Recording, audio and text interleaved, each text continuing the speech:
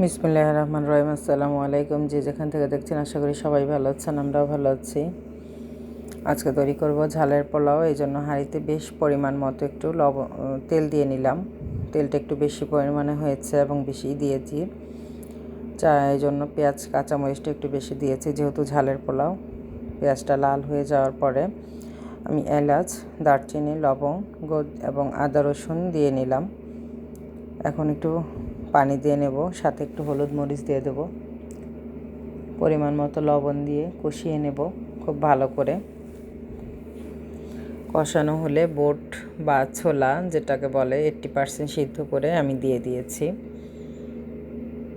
সাথে আমি মাংসটা ছোট ছোট করে রেখেছিলাম কেটে। এটা গরুর মাংস দিয়েও হয়, আমি মুরগির মাংস দিয়ে করেছি। গরু, খাসি সবটা দিয়েই হবে।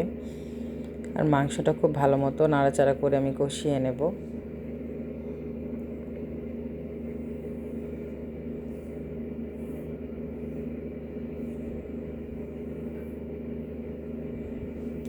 আমি এভাবে রান্না করছি, যে যেভাবে রান্না করেন।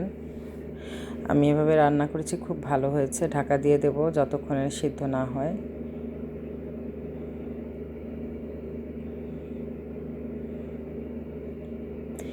একটু মাংসের মশলা দিয়ে নিলাম, কষানো হয়ে গেছে। এর মধ্যে আমি চালটা দিয়ে খুব ভালো মতো আবার চালটা কষাবো।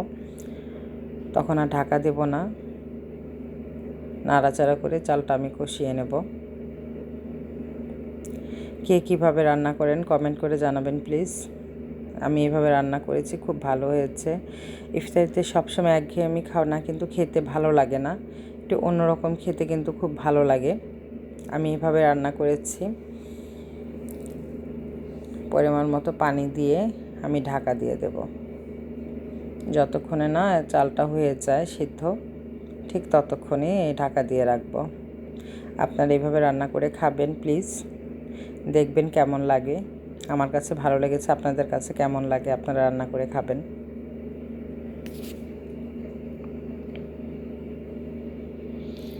পরিমাণ মতো ধনেপাতা দিয়ে নাড়াচাড়া করে আরেকটু ঢাকা দিয়ে আমি ঝালের পোলাওটা হয়ে যাবে, নামিয়ে নেব।